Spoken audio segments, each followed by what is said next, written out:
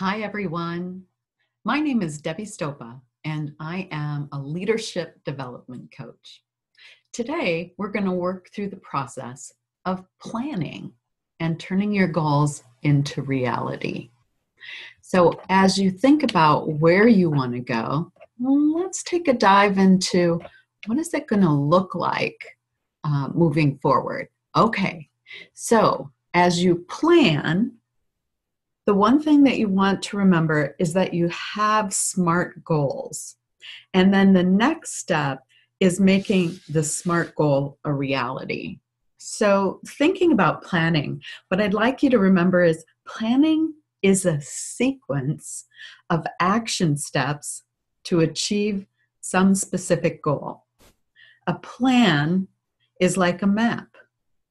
Planning is also crucial for meeting your needs during each action step with your time, your money, and your resources. So is planning important? I would say yes to that. In this workshop, we're going to talk about the O in BOSS, which is outreach. We're going to plan to grow your team, so it doesn't just happen by circumstance, it is a plan. And then plan your Avon time. Remember, you have so much time that you dedicate to your Avon business every campaign. So let's plan that time with the right balance of activities and prioritize and make sure that you can gain control. Plan to take action in a 2-week calendar. So as we move forward, we will walk through those steps. And let's start out with the O in BOSS. Who do you need to know to achieve your goals? Do you have the right people on your team right now? Or do you need to have new people on your team? And how will you meet those new people? This is the business of people. And so you have to make sure that you're making plans to do an outreach to get to know more folks. We can recruit new representatives to join our team, and we can help some of our current representatives achieve a leader title. But how do you think we go about finding people to join Avon in the first place? What are some of the best ways to find people? Well, let's take a look at this particular slide and some of the prospecting ideas that you could use. So starting out, let's talk about what have you done so far in your past that has been successful? And if it's been successful, have you continued to do it? And if you haven't, maybe putting that back into your calendar as a plan to grow your team. Have you talked to your top customers? Some of your top customers already really love Avon, and it might be just the opportunity that they're looking for. And notice we're talking to your warm market, people that you might already know. And then getting involved with your community in a PTA, the schools, hospitals, etc. Maybe attending community events, getting involved in job fairs and festivals. And then one of the key things to do is to teach others to do the same thing that you're doing. So as a mentor to your team, you're going to teach them to do the same. So one of the things that kind of makes me think about in this area where it talks about family, friends, and people that you know, I spent a lot of time being part of Avon before my mom actually had to come to me and ask me if she could be an Avon representative. And that I call my own fault because I didn't want anybody to think I was being pushy. So I didn't reach out and have that conversation with my mom. And when I finally realized that she was asking me to become a representative, I realized I probably could have asked her a long time before I did. So don't leave out your family members. So my mom also at that time bowled. And so she would bring her brochures in and take orders. And then the next week she would come back with the orders and new brochures. And that was how her process worked. And very shortly after that, I found that I was dropping my kids off at the daycare, and the daycare mom was saying really the same things my mom was. And I thought to myself, oh my gosh, I need to ask her. So I did. And she also became an Avon representative. So be careful that you're being so nice that you're not asking the people who are important to you to have something important in their lives, like Avon and this opportunity. Conducting fundraisers. Now, when you have somebody sell Avon during a fundraiser, they're actually getting to try out what it's like to sell Avon. So what a perfect way to get that started. And then run regular Avon opportunity meetings. If you're not inviting your new people who join your team to bring their people in to hear more about Avon, you're missing a great opportunity to build those leaders. So opportunity meetings are a really valuable piece of what you can do to work your team. Now, there are other ways, and you might be able to come up with those right off the top of your head. But here's the other thing I would suggest. Are you always offering the opportunity, or are you offering the brochure? And let me just give you an example.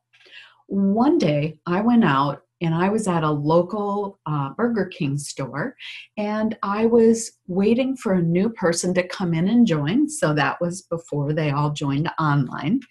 And I had my Avon bag sitting up on the table waiting for her to come so she'd be able to find me.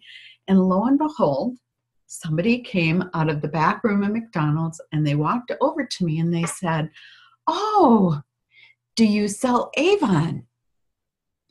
Well, as a representative, almost every single time the words that come out of the mouth of a representative is, "Yes, yes, would you like a brochure?" But what I said, and I encourage you to say, is, I am a representative, and I also help other people get their own Avon business started. And that's why I'm here today. And that led to her asking questions about joining, clarifying that she had the money, indeed did want to join, and allowed me to sign her up with a startup kit at the same time I was signing up another person. So open your opportunities. Remember, if somebody loves Avon, wouldn't they love to sell Avon? Everyone should sell Avon at least once, right? Okay, so now moving on, let's take a look at what representatives are your next potential leaders. Sometimes we end up spending a lot of time with people that we think really have a lot going for them. They could do it if they wanted to. So are we wanting it more than they do? Here's what we look at. Who really looks motivated on your team? Who believes in Avon? Who wants to grow a team? Who's driven but coachable? Who participates, is always positive, and loves to help others? I'm sure that you can think of who those people are right as I'm saying it. And then there's also some sales success that speaks about it. So who within your team is growing their sales, consistently places orders, pays orders on time, has many customers, and is leveraging Avon tools? Those are all people that might be really great possibilities. Who on your team already reaches the sales qualifier needed at the bronze ambassador level and above of $200. They've already got that piece in the bag, so then it's about helping them to reach out to their warm list. Now, next, it's important to plan your Avon time. Consider how much of the time is required to achieve your goals. So when you think about that, the very first thing in planning is you have to know how much time you're willing to dedicate to your Avon business. That is a place where we begin. Now, we've determined that we can grow our teams, right, by prospecting and bringing new team members on. And so let's focus on planning our time and our activities. We all juggle many things, so let's just get that out right here. There's family time or partner time, social time, me time, Avon time, school time, the kids' time, and the only way that you can ensure that you're achieving spending time with all of these people and on your Avon business is to plan and to stick to your plan. How many of you are working full-time? How many work part-time? And then think about how many of you vary your Avon time week to week or month to month?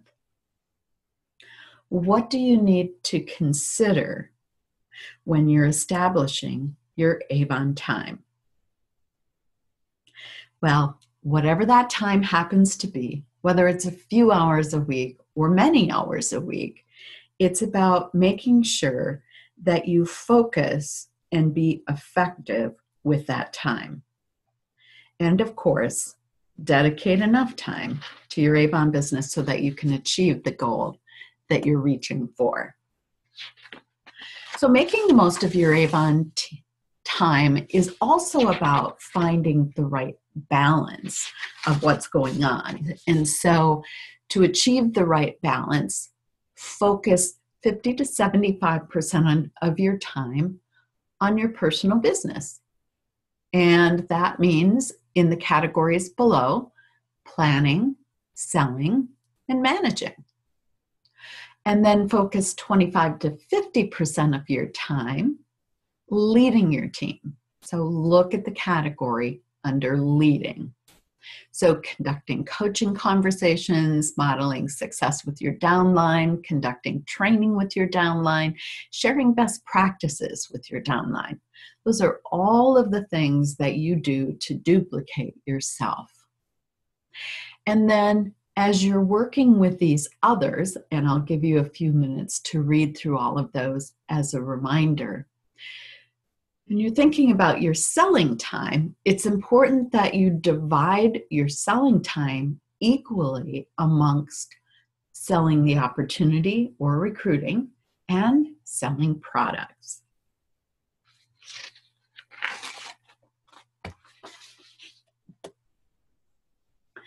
Breaking down activities into tasks can really help to make a difference. So as you can see from the task list, there may be planning fundraisers, planning upcoming quarter, following up on note orders, organizing some files, planning an opportunity meeting, responding to a complaint, placing your order. So many things on your list. Once you understand how to balance your activities, it's important to actually plan what you're going to do. Write down your planned activities in order to prioritize them, and then reflect on your activities and break them down into tasks.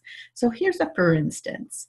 If you're planning to participate in a local holiday bazaar, tasks related to that could be confirmation of the event with a coordinator, getting product and catalogs together for the bazaar, planning what outfit you will have for the bazaar. So breaking each of the things that you do down helps you to gain control. And Now let's talk about what the right action is. As you take a look at this list, urgency is defined based upon what is occurring within the campaign that is urgent, and tasks that are beyond this campaign and have a longer runway are not urgent. Importance is measured based on what will grow your business, and those tasks that are less important but essential to run or maintain your business. So as we take a look, the bottom left, which is less important, not urgent, these tasks should be delegated if possible. A task here might be training your downline on a new system or a tool such as Vibe. The bottom right, less important and urgent, these mainly are administrative tasks that you might be able to cluster together or batch together and schedule within the same time slot. And then the top left, important but not urgent, these tasks should be scheduled in the future. A task here might be planning a team meeting focused on downline duplication. Now, the top right, which is important and urgent, these tasks should be done in an area of focus. The task here might be coaching a leader with a title at risk. So looking at the to-do list on the left of the screen, where might some of these items fall in the prioritization framework?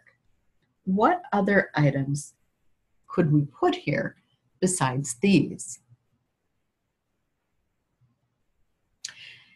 And as you read the screen, you're also going to see that there are examples of each one of these in each one of the quadrants as you're moving forward. So it's a different way to take a look